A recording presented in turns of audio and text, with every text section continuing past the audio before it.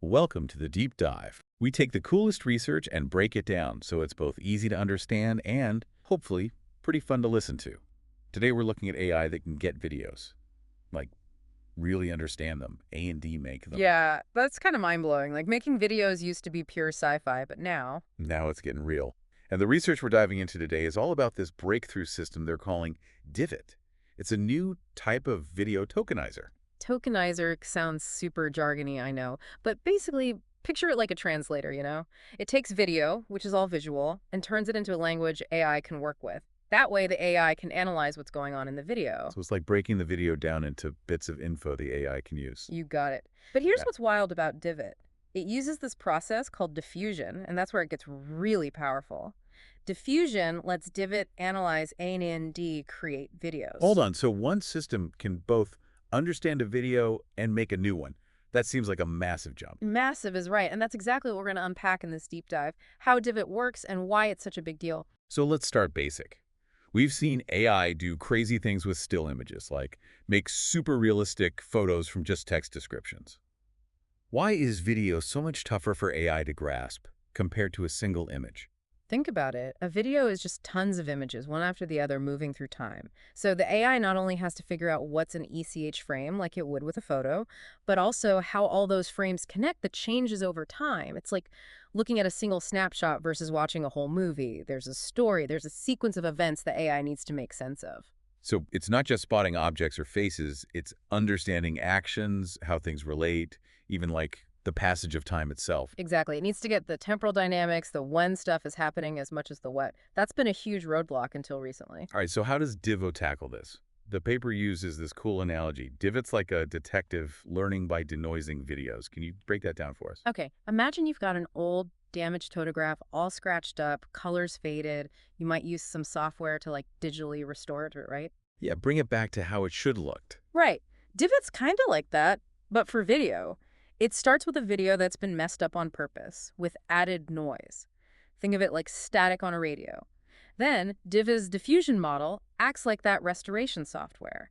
It gradually takes out the noise, revealing the clean, original video underneath. So by learning to remove the mess, it's actually learning how the video is structured, what information it contains. Exactly. And here's the kicker. Divot does all this without needing labeled examples. It learns straight from the video data. That's what we call self-supervised learning. So nobody has to sit there and tell Divot what's happening in each frame. It figures it out on its own. Yep, that's the beauty of it. And this opens up huge possibilities. Think of all the video online. YouTube, TikTok, movies. It's a mountain of info Divot can learn from. Makes sense. So Divot's like cleaning up the mess to understand the video. But earlier you said it could also create videos. Yeah. How does that part work? That's the diffusion process again, but in reverse. Instead of removing noise to reveal a clean video, we can start with a clean video representation and add noise back in a very controlled way to generate something totally new. So it's like learning the rules of a language, then using those rules to write a new story. Same process for understanding and creating. That's wild. It is. And that's one reason Divot is such a game changer. So hypothetically, you could give Divot a description like a dog chasing a ball in the park, and it could actually make a video of that. That's the idea, and that's just the tip of the iceberg. There's so much potential there. My mind is officially blown. But they didn't stop there, right? They took Divot and hooked it up with a large language model. Yep, they created what they call Divot-LLM. Now, large language models, or LLMs, are what power a lot of the AI we see today that can understand and generate text, like chatbots or those translation tools. So Divot-LLM is combining Divot's ability to see and make videos with the language smarts of an LLM. You got it. It's like giving the language model eyes to watch the video and hands to create it. Okay, so how does this Divot-LLM thing actually learn? The paper mentioned millions of video and text pairs. Right. They trained it on massive data sets of videos, each one with its text description like captions or scripts. And during training, Divot-LLM learned two key things. First, to predict the next word in a caption based on what's happening in the video. This helped it connect video and language. And second, it learned how to generate the visual stuff in a video based on text, which is crucial for video generation. So it's like learning to translate back and forth between video and text, right? Exactly. And to make sure the videos it generates are diverse and look real, they use this thing called a Gaussian Mixture Model, or GMM. It's a way to model how visual features are spread out, which leads to more creativity and variation in the output. So it's not just spitting out the same generic stuff over and over. It's learning to make unique and interesting videos. That's the goal. And the exciting thing is, the researchers found that Divot-LLM actually beat other video generation models out there, even though it was trained on less data. Wow, so more versatile A&D, more efficient. Impressive. So far, we've been talking single clips, right?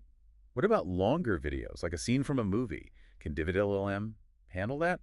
That's where it gets even wilder. To test that, the researchers trained it on this popular animated show called Curious George. Wait, they taught an AI to make Curious George episodes. Well, not full episodes, but they trained it to make sequences of video clips that tell a story, like Curious George. So they adapted it to create what we call multimodal stories, meaning stories that combine text narration with video scenes. That is wild. So it's not just a few seconds of video, it's making storylines and then the visuals to match. Yep. And the results were surprisingly good. They showed Divot-LLM could actually create stories that make sense, with different characters, places, and actions. Incredible. I have so many questions. Like, were these Curious George videos any good? Could you actually watch them? They were pretty good. Of course, not quite Hollywood-level animation, but you could definitely tell it was Curious George. Mhm. And the stories made sense. They even showed them to people who were impressed by the quality and how creative they were. Wow. So it's not just random moving images, it's making content that's entertaining, engaging. Yeah. And all this with the same Divot LLM that was trained on those video text pairs before. That's right, and that's what's so cool about it. It shows how adaptable it is. They didn't have to start from scratch to teach it Curious George. They just fine-tuned it with new data. This suggests that what Divot learns is powerful and flexible enough to handle all kinds of different tasks. Okay, so what does this all mean? We've got this system, Divot LLM, that can both get videos and make videos, learns from raw video data, can be adapted to create different kinds of content. Where does this all lead? Well, I think it... Hold on, before we jump into all the possibilities, I think we Yeah. need a minute to just process this. This is a lot of info, from tokenizers to AI making Curious George. Whoa. Yeah, you're right. It's a lot to take in. It's a big topic, and it deserves some careful thought. So we'll take a little break here, let everyone digest this, and then we'll come back and explore what this all means for the future. I have a feeling this is just the beginning. Welcome back. I bet you've been thinking about all the ways this Divot LLM could change things, huh? Oh, yeah. It's still kind of mind-blowing, this idea of AI making videos that are as good or even better than what we can make. It really is a whole new ballgame, and for me, the most exciting part is how it could change creativity itself. What do you mean by that? Well, think about it. Right now, making a video, even a short one, takes a lot of skill and special equipment. You need writers, directors, camera people, editors. It's a whole production. Yeah, and most people don't have access to all that or the know-how. Exactly. But with AI like Divot-LLM, it could become way easier to make videos. Imagine anyone with a good story could bring it to life visually, even without any filmmaking experience. So it could democratize video creation, kind of. Give more people the power to tell their stories, share their ideas. Exactly. It's like the difference between having to paint a masterpiece by hand versus having a tool that helps you make stunning visuals with just a few clicks. It doesn't replace the artist, but it gives them more creative power. That's a cool way to look at it. It's Sure. not AI taking over, but AI as a creative partner, helping us do things we couldn't before. Exactly. And the impact could be huge across tons of fields. Take education, for example. Imagine students using AI to recreate historical events or to show scientific concepts in ways that are both educational and engaging. Oh yeah, that's a good point. It could totally change how we learn and teach. And not just in schools. This tech could help people learn new skills, explore new hobbies. Imagine making step-by-step videos for anything, from cooking to fixing a leaky faucet. Endless possibilities. Like having your own personal tutor on demand for whatever you want to learn. And then there's entertainment. We already see AI in special effects and animation, but this could take things way further. I'm picturing interactive movies where your choices change the story, or personalized video games that adapt to how you play. Mind-blowing. And what about VR? AI could create worlds that react to you in real time, blurring the line between reality and fantasy. Like stepping into your own movie. It's all very exciting, but I gotta admit, I'm also thinking about the potential downsides. Of course, like any powerful tool, there are risks and challenges we need to be aware of. Like what? What comes to mind? Well, one concern is misuse. If anyone can make realistic videos so easily, what's to stop people from using it for bad stuff? You're talking about deepfakes, right? We've already seen how they can be used to spread lies or hurt people's reputations. And this tech could make it even easier to make fake videos that are impossible to tell apart from real ones. It's a serious concern. And it's not just about deliberate manipulation, but also unintended consequences. What if people become so used to AI-made content that they can't tell what's real anymore? It's like that classic question. If a tree falls in the forest and nobody's around, does it make a sound? If a video is made by AI and nobody can tell it's fake, does it even matter? Exactly. It makes you question what truth and reality even are. And as this tech gets better, these questions are only going to get bigger and more important. So there's a responsibility that comes with making and using this tech. We need to be careful about the risks and try to prevent them. Absolutely. It's not just about pushing the limits of what's possible, but also thinking about the ethical side, the impact on society. So how do we make sure AI-generated video is used for good, not bad? I think education is key.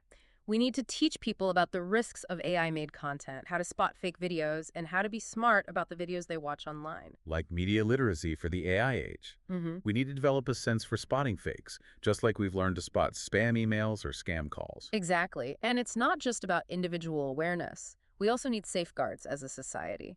Maybe tools that help us detect AI-generated videos or rules about how this tech can be used. Sounds like we need a multi-pronged approach. Personal responsibility, A&D, collective action to deal with this new landscape. You're absolutely right. And this is just the start of the conversation. As this tech evolves, we got to stay engaged and keep asking the tough questions. So what's next for Divot-LLM? What are the researchers planning to do with it? Well, they're working on making the videos even more realistic and higher quality. Right now, the videos are impressive, but they still have that kind of synthetic look. The goal is to make them look just like real footage. Wow, so aiming for the same level of photorealism we see in AI-generated images? That's ambitious. It is. And they're also trying to make it do even more. Remember those Curious George stories? They want to push that further, make longer and more complex stories with richer characters and plots. So someday, Divot-LLM could make entire movies or TV shows. That's crazy. It's definitely possible. And they're also looking at ways to make it more interactive. Imagine being able to give Divot-LLM feedback as it makes the video, guiding it to create exactly what you have in mind. Like a partner in the storytelling process. Exactly. And that's where the real magic is, combining human creativity with AI. It's not about AI replacing human storytellers, but giving them new tools and possibilities. You got it. It's an exciting time to be working on this, and I think we're just scratching the surface. I'm ready for the ride. Yeah. But before we get too carried away with all the amazing potential, let's take a step back. What about the limitations of this research? You mentioned they're working on making the videos look more real. What are some other challenges they're facing? Well, one big one is computing power. Training these massive AI models takes a ton of resources and data. So it's not something you can just do on your laptop at home. Not quite. You need access to powerful servers and special hardware, which can be expensive and use a lot of energy. Hmm. So there's a worry that only a few big companies with lots of resources will be able to use this tech. That's a good point. We need to make sure everyone has access to it, and it doesn't make existing inequalities worse. Absolutely. And there are other challenges too. Like any AI, Divot-LLM is only as good as the data it learns from. If the data is biased or incomplete, the videos it creates could reflect those problems. So even if the creators have good intentions, the AI could accidentally spread harmful stereotypes or misinformation. That's right. That's why we have to be very careful about what data we use to train these models and actively work to create more diverse and representative data sets. It's like raising a kid. If you only show them one side of things, their view of the world will be limited. Same with AI. We need to feed it a balanced and inclusive diet of information. That's a great way to put it. It highlights the importance of responsible AI development. We can't just focus on what it can do. We also have to think about the ethical and social consequences of what we create. And that leads us perfectly to the next part of our deep dive. We've talked about how Divot works, what it can do, and some of the challenges, but we haven't really gone into the ethical side and the potential impact on society. That's a whole other conversation, and it's one we need to have. You're absolutely right. The ethical side of this technology is crucial, and it's a conversation that everyone needs to be a part of: researchers, developers, policymakers, and the public. So take another break here. Let everyone think about all the amazing and potentially unsettling possibilities, and then we'll come back for the final part of our deep dive, where we'll tackle the ethical questions head-on. Welcome back to the deep dive. We've been exploring AI-generated video, focusing on this system called Divot-LLM. It can understand videos, make them from scratch, even generate whole storylines like Curious George. Pretty mind-blowing stuff.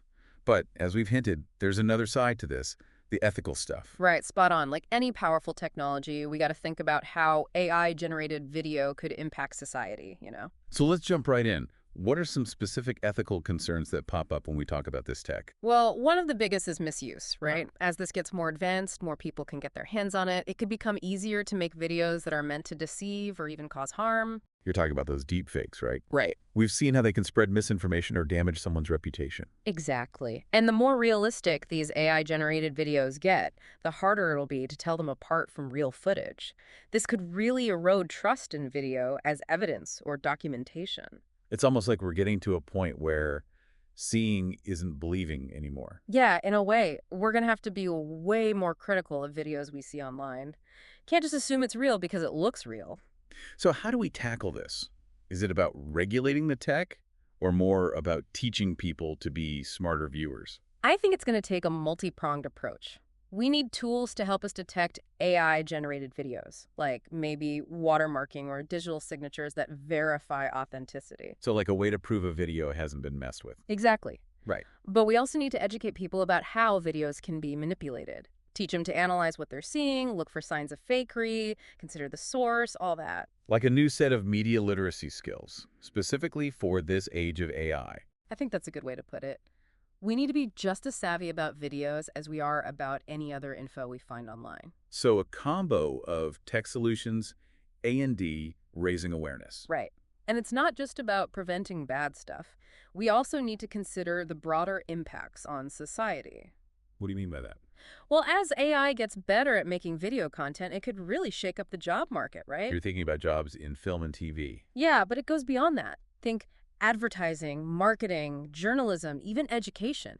Any field that uses video could be disrupted. So it's not just creative jobs, but how we consume and share information in general. Exactly. This brings up questions about the future of work. What skills people will need to thrive in a world where AI is making videos. It feels like we're at a crossroads. We have this incredible technology that could change so much, but we have to be smart about how we use it. Couldn't agree more. We need to talk openly and honestly about the potential benefits and risks. And everyone needs to be part of that conversation. Not just the tech people, but also ethicists, social scientists, policymakers, and the public. It's not just about building the tech, it's about shaping the future we want to have with it. Well said. This has been a seriously thought-provoking deep dive. We've covered so much, from the nuts and bolts of how Divot-LLM works to these huge ethical and societal questions around AI-generated video. Yeah, it really shows that progress always comes with both good and bad. Sure. And it's on us to figure out how to navigate that responsibly. And to keep asking the tough questions. So, to everyone listening, keep this conversation going. Think critically about the videos you see online. Share your thoughts and concerns. What happens with this technology is up to all of us. Let's work together to make sure it's a future we can all be proud of. Couldn't have said it better myself. Thanks for joining us on this deep dive into the world of AI-generated video. Until next time, stay curious and keep exploring.